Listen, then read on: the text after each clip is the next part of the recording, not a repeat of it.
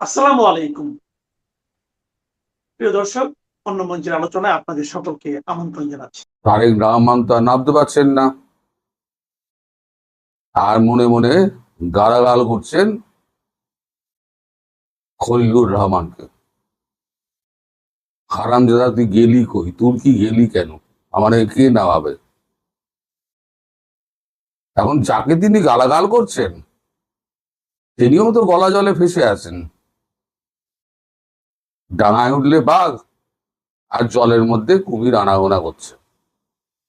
তিনি ভাবছেন তুর্কির সঙ্গে আমি তো বেশ ভালো আলাপ সালাপ করে এসছি, সমস্ত এগ্রিমেন্টের কাগজপত্র আমি রেডি করে এসছি,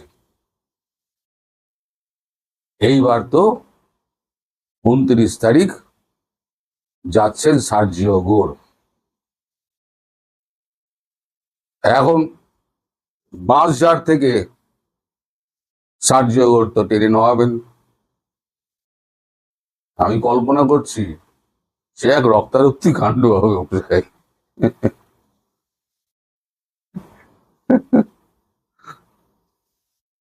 এখন গতকালকের কাগজে বিজনেস স্ট্যান্ডার্ডে একটা মানে খবর বেরিয়েছে যে স্পেশাল ইকোনমিক জোন বাংলাদেশে যেটা আছে সেটা নেই। কালকে চীনা মানে আজকে চীনেরা 27 তারিখ চীনেরা সেখানে ভিত্তিপ্রস্তর স্থাপন করবে। 27 তারিখ ভিত্তিপ্রস্তর স্থাপন করবে। এই দেখুন কাগজের কাটিং, 26 তারিখের কাগজ, দেখুন লেখা হয় 26 তারিখ। তারা এখন চীনে ভাসে, তিনি তো আটকে পড়ে রয়েছেন, তার উপর আবার ভিত্তিপ্রস্তর স্থাপন হচ্ছে। সার্জিও গোর এসে তো ইজরেট বাঁশঝাড় থেকে নামাবেন, আর একজন পড়ি কি মরি করে জল থেকে উঠে কোড়া করে কাঁপতে কাঁপতে তিনিও হাজির হবেন সার্জিও গোরের সামনে। এখন দুজনে কি উত্তর দেবেন? এই যে ভিত্তিপ্রস্তর স্থাপন হচ্ছে, সেই খবর কি সার্জিও গোরের গায়ে যাচ্ছে না? নিশ্চয়ই যাচ্ছে। আমাদেরই তো লোকজন রয়েছে, তারাই তো গিয়ে বলে দেবে যে দেখো ভাই, তুমি যাচ্ছ ওখানে, ওদিকে চীনেরা এসে ভিত্তিপ্রস্তর স্থাপন করছে। এখন ভিত্তিপ্রস্তর স্থাপনের ছবি যদি দেখেন সার্জিও গোর, তার মিজাজ তো চচ্চর করে চলবে। একেই তো খেপে আছেন, বিমস্টেকের সম্মেলনে যে ছবিটা বেরিয়েছিল তাতে কিন্তু উনি বাংলাদেশের প্রতিনিধির দিকে ফিরেও তাকাননি, কটমট করে অন্যদিকে তাকিয়েছিলেন। মানে মনের মধ্যে এতটাই রাগ, সেই ঝালটা গিয়ে পড়বে তো একেবারে তারেক রহমানের ওপরে আর খলিলুর রহমানের ওপরে। প্রতিটা উত্তর তো তার চাই, যে রক্তারক্তি হোক আর যাই হোক। চীনকে শুধু দিয়েই এসছো, চীন থেকে তো কিছু পাওয়া যায়নি, একটা ঢেলা পয়সা দেয়নি। উল্টে বলেছে তিস্তা প্রকল্প যেটা করব তার অর্থায়ন আমরা করব না, আপনাদের করতে হবে। তাই এই সমঝোতা পত্র সই করে আর ওই বিমান কেনার চুক্তি ফুক্তি সই করে তিনি বাঁশঝাড়ে উঠেছেন না কোথায় উঠেছেন, আমি কি বলবো বলুন? এখন আপনারা এখন জবাব দেবেন যে এই বাঁশঝাড় থেকে তিনি নামবেন কি করে। তারপরে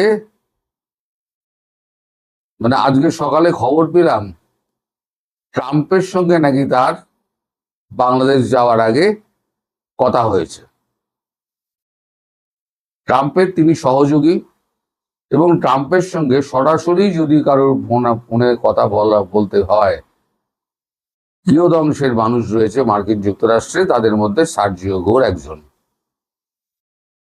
সেখানে তাদের মধ্যে কি বাক্যালাপ হয়েছে শি জিনপিং এর ব্যাপারে, সেই বাক্যালাপ নিয়েও কিন্তু ঝাড়টা গিয়ে পড়বে ওই 29 তারিখ আর 30 তারিখে। এর মধ্যে আবার শেখ হাসিনার সঙ্গে কথা হয়েছে। সব মিলিয়ে মিশিয়ে যা হয়েছে তা একদম খিচুড়ি পেকে গেছে। এর মধ্যে আবার একটা খবর দিই আপনাদের, এটা হচ্ছে লেটেস্ট গতকাল রাতের খবর। সেটা হচ্ছে এই যে আমাদের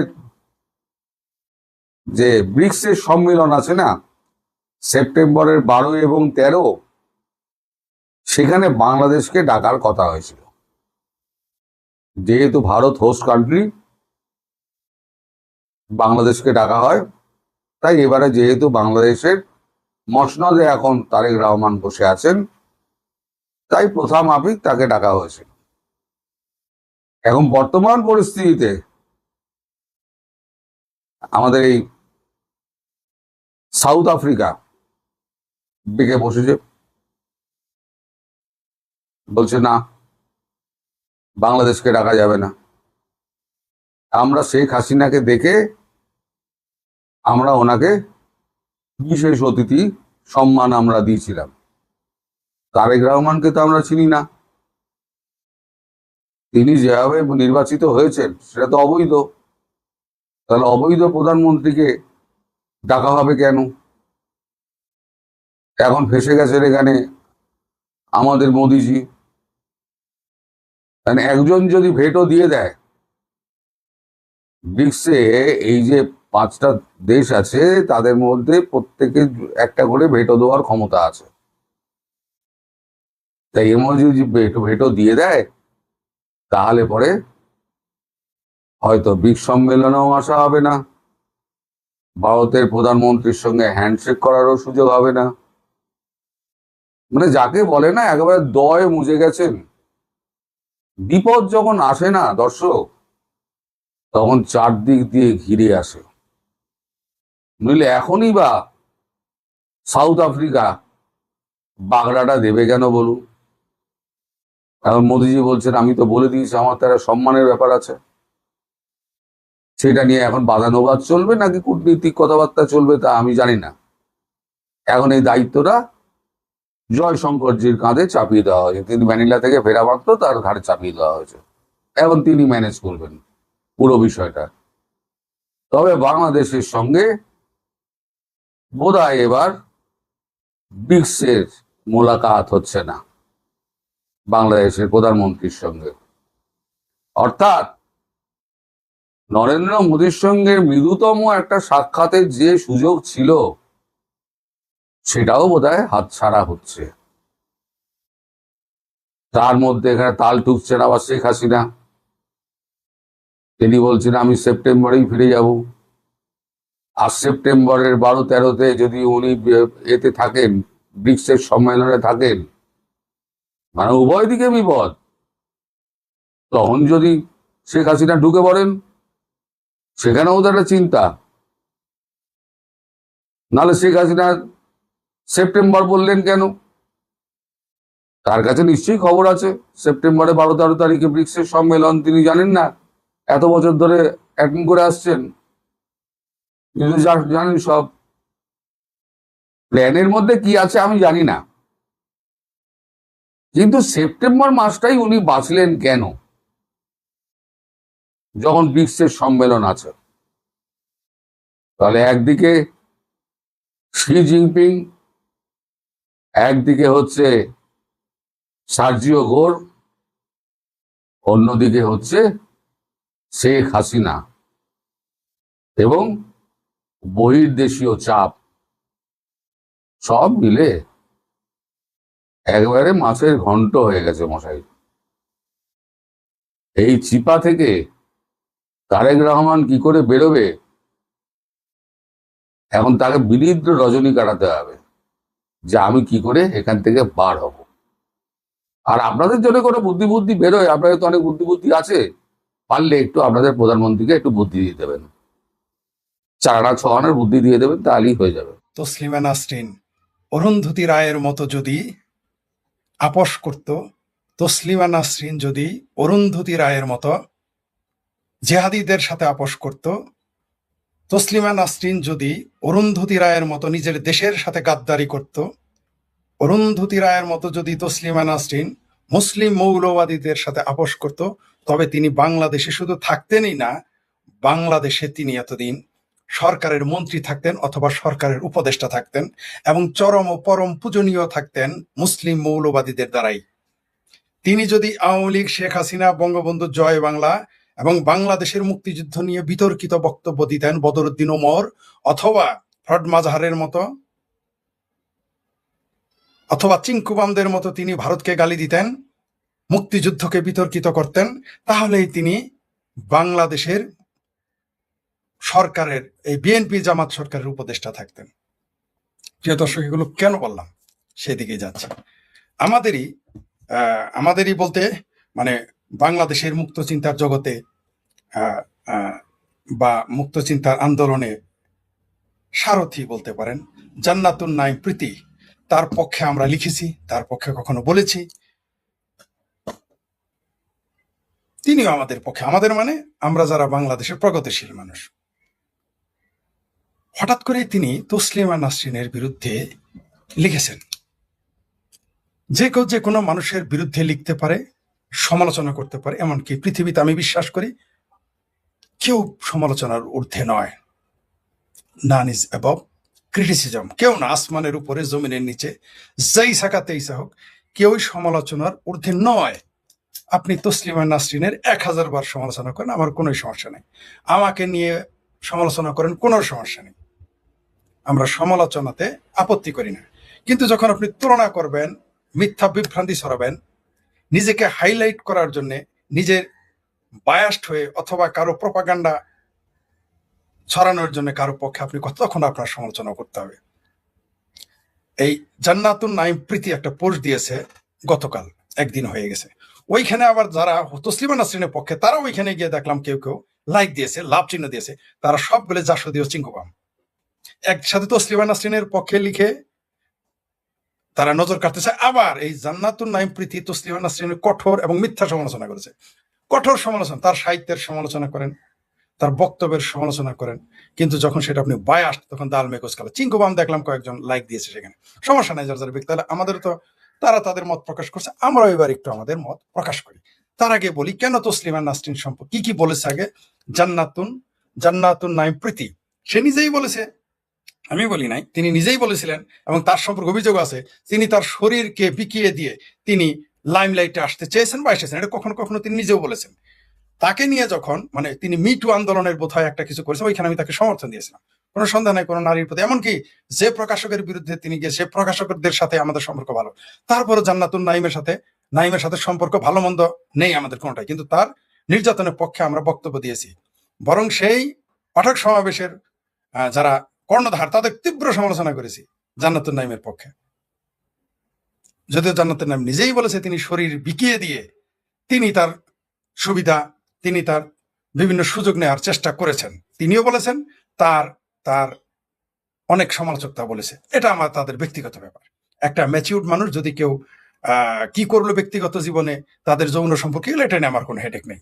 তসলিমা নাসরিন তার বিয়ে হয়েছিল, সেটা বিরাট সমালোচনার, কিন্তু জান্নাতুন প্রীতি নিজে শরীর বিকিয়ে দিয়েছেন, দিয়ে সুবিধা নিয়েছেন, এটা কোনো সমস্যা না। তসলিমা নাসরিন কারো পক্ষে লিখেছেন, তসলিমা নাসরিন বসুন্ধরার সেই মালিক পক্ষের একটা কলাম লিখেছিলেন বলে তিনি এখানে সমালোচনা করেছেন, আমরাও করেছি, কিন্তু আমাদের সমালোচনাটা ছিল ভিন্ন। কিন্তু তিনি একটা ব্যাখ্যা দিয়েছেন যে একটা মন্দ লোক একটা ভালো কাজ করলে কি তার প্রশংসা করা যাবে না। তিনি আমাকে ব্যক্তিগতভাবে তসলিমা নাসরিন আপা এই কথা বলেছিলেন। এটা আমি তাকে প্রশ্ন করার আগেই তিনি এটা বলেছিলেন, আমি তাকে এটা প্রশ্ন করি নাই, তিনি আমাকে বলেছিলেন। দীর্ঘ আমাদের সাথে আলোচনা হয়েছিল, তখন তিনি বলেছিলেন যে আমি বসুন্ধরা, তিনি তসলিমা নাসরিন বসুন্ধরা গ্রুপের একজনের পক্ষে, তার একটু অনেক লেখার মধ্যে 2-4টা লাইন তার পক্ষে চলে গেছে বলে এটা বিরাট সমালোচনা করেছে অনেকে। তিনি ব্যাখ্যা দিয়েছেন আমাকে, আমার সাথে কথা বলার সময় ব্যক্তিগত, যে একটা খারাপ মানুষ যখন ভালো কাজ করবে তার কি আমরা প্রশংসা করতে পারবো না? এবং এটা আপনি সমালোচনা করতেই পারেন, তার এই কথার কোনো সমস্যা নেই। কিন্তু কি কি মিথ্যা কথাগুলো এখানে জান্নাতুল প্রীতি বলেছে, এখন দেখি কার সাথে তুলনা করেছে। এই জান্নাতুল নাইম প্রীতি লিখেছে কি, আগে আপনাদের শোনাই। তিনি অরুন্ধতী রায়ের মতো বাটপারের সাথে তসলিমা নাসরিনের তুলনা করেছে। এইখানে হলো আমার দুইখান কথা। তিনি তসলিমা নাসরিনের যদি যা যা লিখেছেন তুলনা না করে সমালোচনা করতো, আমি এটা নিয়ে কোনো কথাই বলতাম না। কারণ কিন্তু যখন তুলনা করেছেন অরুন্ধতী রায়, কোন অরুন্ধতী রায়? যে তার নামের সাথে বাটপারি করেছে, তার ধর্ম পরিচয় বাটপারি করেছে, তার জাতীয়তা পরিচয় বাটপারি করেছে। ইভেন এই অরুন্ধতী রায়ের পক্ষে যারা কথা বলবে তারা বাংলাদেশের মুক্তিযুদ্ধের পক্ষের মানুষ হইতে পারে না। আর আমি ওইখানেই আমি আটকে গেছি। জান্নাতুন নাইমের শুধুমাত্র তসলিমা আপাকে নিয়ে সমালোচনা করেছে বা অরুন্ধতী রায় তুলনা করেছে, শুধু এইখানেই নয়, সে মুক্তিযুদ্ধ বিরোধী একটা বদমাইশ অরুন্ধতী রায় চিঙ্কু বামকে তসলিমা নাসরিনের সাথে তুলনা। তসলিমা নাসরিনের ক্ষোভ কেন? ক্ষোভ কারণ কি জানেন? তিনি ভারতের পক্ষে, তিনি সংখ্যালঘু হিন্দুর পক্ষে, তিনি মুক্তিযুদ্ধের পক্ষে। তিনটাই তো বাংলাদেশের মৌলবাদীদের গায়ে এখন বাংলাদেশের মৌলবাদীদের চারটা চিহ্ন স্তম্ভ। কে বলেছেন? বিখ্যাত কমরেড হায়দার আকবর খান রণ। এটা আমিও বলি নাই, তসলিমা আপু বলে নাই। কারণ আমরা বললে তো আবার দোষ হয়ে যায়, ভারতের দালাল হয়ে যাবো। কে বলেছেন? যিনি বলেছেন যে ভারত বিরোধিতা, হিন্দু বিরোধিতা, নারী বিদ্বেষ এবং মুক্তিযুদ্ধ বিরোধিতা করা বাংলাদেশের মৌলবাদী মুসলিম মৌলবাদীদের স্তম্ভ। এইখানে জান্নাতুল প্রীতি তিনটাই নিয়ে এসেছেন। কি? হিন্দু বিদ্বেষ, হিন্দুর পক্ষে কথা বলে তসলিমা নাসরিন, ভারতের পক্ষে এবং মুক্তিযুদ্ধের কথা বলে। তো মৌলবাদীরা তোর বিরুদ্ধে থাকবেই, এর জন্য তাকে লজ্জা উপন্যাস লিখতে হবে না। তিনি লজ্জা উপন্যাস লেখার কারণে তার বিরোধিতা করেন, এটা একটা মিথ্যা কথা, ফাতরামি, এটা ঝুট, ওটা অজুহাত। আচ্ছা ধরেন তসলিমা নাসরিন লজ্জা লেখা নাই, তারপরে কি আপনি তার সমালোচনা করা বাদ রাখতে হয়? আচ্ছা পরি কি লিখেছে জান্নাতুন নাইম প্রীতি, কি লিখেছে? তসলিমা নাসরিনের বয়স 63 বছর, অরুন্ধতী রায়ের বয়স 64। তসলিমা নাসরিন অরুন্ধতী রায় দুজনেই দিল্লিতে থাকেন।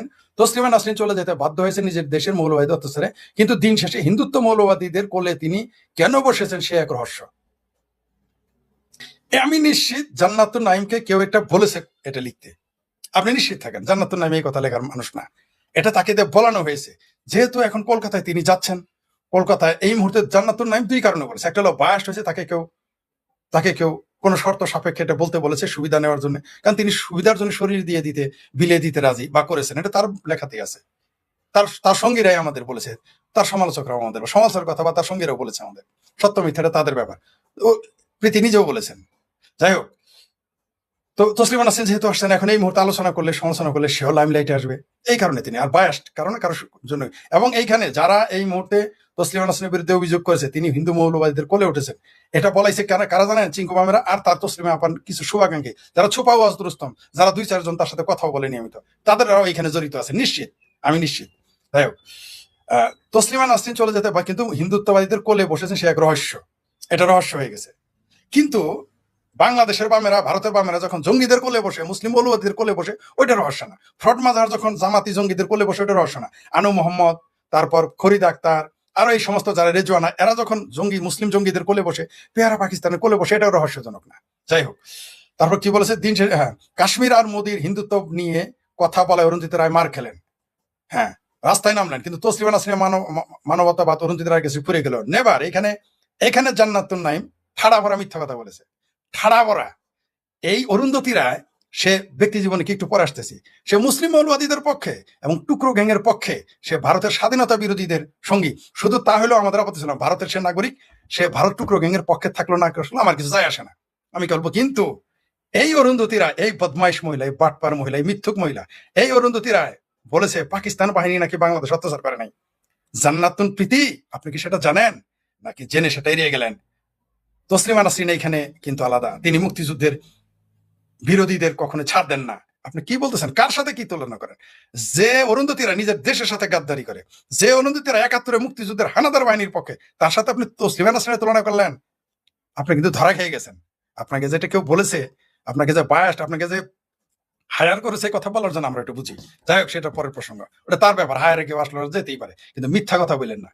অরুন্ধতী রায়ের মতো বাটপারের সাথে তসলিমার তুলনা হইতে পারে না, অন্য যত সমালোচনা থাকে। আপনি এটা মিথ্যা বলেছেন। অরুন্ধতী রায় হলো বাংলাদেশের স্বাধীনতা বিরোধীদের পক্ষে, আর আপনি তার পক্ষে সাফাই গেছেন। জান্নাতুন প্রীতি একটু ভালো করে জেনে নেন, ভালো করে জেনে বায়াস্ট হয়ে গেলে লিখেন না। ওই কটা চিঙ্কুবাম আর কটা জাসদির কথা, আর আপনাকে কারা কি টুপাইস ডিজি দিয়েছে, কারা কি কেতু দিয়েছে, তার জন্য আপনি এগুলো লিখতে চান না। আর তসলিমা নাসরিন সমালোচনা করলেই আপনি এমনি জনপ্রিয়, আপনি হয়ে গেছেন, আপনি নতুন করে আর আসার দরকার নাই তোরে ভাই।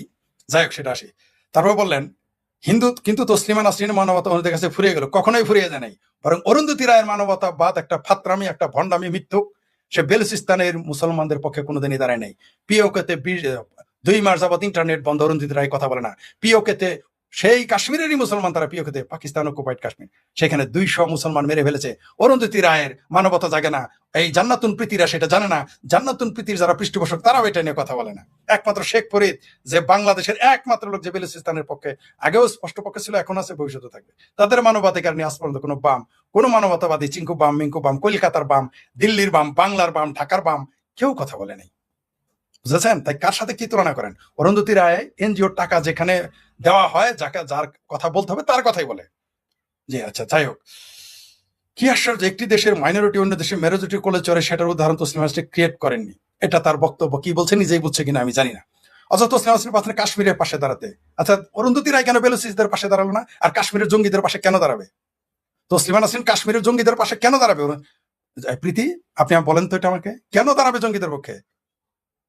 আপনি জান না দেখি কাশ্মীরে বোরকা ছাড়া চলতে পারেন কিনা?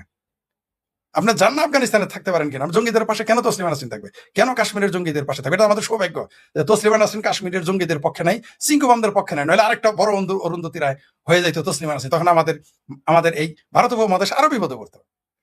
তারপর কি বলছে? ফ্রান্সের কুসুম কুসুম রাইট উইং এর সঙ্গে হাত মেলাতে পারতেন, অত সাধারণ নারী সস্তাকে বাদ, মানে এখন সে সস্তা নারীবাদ হয়ে গেছে। প্রীতি বিরাট বড় নারীবাদ, মানে বাংলাদেশের নারীবাদ তসলিমা নাসরিনের বড় নারীবাদ এই প্রীতি। উরি বাপরে বাপ, বিরাট বড় প্রীতি এখন বিরাট নারীবাদী হয়ে গেছে। বাংলাদেশে তসলিমা নাসরিনের নারীবাদ সমার্থক। তসলিমা মানে নারীবাদ, নারীবাদ মানে তসলিমা নাসরিন, এটা হয়তো প্রীতি ভুলে গেছে। যাই হোক, তারপর দেখি আর একটু কি বলছে। মোদীকে মুক্তিযোদ্ধা ডাকা, ইংল্যান্ড ক্রিকেট টিমের প্লেয়ার যত জঙ্গিটা কেন? আবরারকে ছাত্রলীগ পিটিয়ে তখন মেরে ফেলতে চাইনি, সব স্টেটমেন্ট দেওয়া। আবরারকে কে মেরেছে? তো শিবিরেরাই মেরেছে। প্রীতি এটা কি ভুলে গেছেন? আবরারের খুনিদের উকিলকে শিবির মেরেছে, কে? শিবির। আপনি সেখানেও তসলিমা নাসরিনকে টানলেন। এগুলো আপনি কে বুঝায় আমরা কিন্তু জানি। যাই হোক, তারপরে দেখি এই ঘটনা আমি কম দেখেছি শিরিন এবাদিকে। ইরানের কমিউনিস্ট সরকার অন্যায় কাজ করেছে, সেটা ক্যাশ করেছে ইসরায়েল। ওরে বাবা, মানে ওই ইসরায়েল পর বিরাট রাজনীতিবিদ হয়ে গেছে প্রীতি। সে একাই সব বুঝে, আমরা কিছু বুঝি না। তসলিমা নাসরিন কিছুই বুঝে না প্রীতির কাছে। যাই হোক, প্রীতির এত জ্ঞান, এত পণ্ডিত্য। যাই হোক, আসে মানবাদের কেবল বেলাতে কি ইসরায়েলের ব্যাপারে কথা বলেন সমানে। প্রীতি, আপনাকে একটা প্রশ্ন বলি, ইসরায়েলে কি 1200 নারীকে মাথায় পিটিয়ে মেরে ফেলেছে বোরকা না দেওয়ার জন্য? এই সমস্ত ফাত্রামি করে জনপ্রিয়তা পেতে চান, তসলিমা নাসরিনকে সমালোচনা করেন। তসলিমা নাসরিন তো একটা ব্র্যান্ড। যেমন বঙ্গবন্ধুর সমালোচনা করলে নেতা মন্ত্রী হওয়া যায়, শেখ হাসিনার সমালোচনা করলে এমপি মন্ত্রী হওয়া যায়, আওয়ামী লীগের সমালোচনা করলে বিরাট বুদ্ধিজীবী হয়, আপনিও করেন। তসলিমা নাসরিন সমালোচনা করে যদি আপনি একটু জনপ্রিয়তা পান, আমাদের কোনো আপত্তি নেই, করেন, আমরা বুঝি আপনি এটা কেন করেন। তারপরে কি বললো? তো শিরিন এবাদির মতো তসলিমা হয়ে গেলেন ডান পাশে ফেভারিট। আপনি কবে আপনি যেটা লিখেছেন কেন একটু আপনি কাদের ফেভারিট? আচ্ছা, যাই হোক, বাংলাদেশের মাইনরিটি যেমন ভারতের মেজরিটি বোবা ডাকে, সেরকম বাংলাদেশের মেজরিটি মুসলিম ভারতকে মাইনরিটি সমর্থন করে। এর কথা আমি বুঝি নাই তার কথা। কিন্তু নিজের দেশের মাইনরিটির বাড়ি দখল, জমি দখল, পুড়িয়ে দেওয়া, লুটপাট অপকর্ম নাই যে তারা করে না। এর রহস্য তসলিমা নাসরিন আর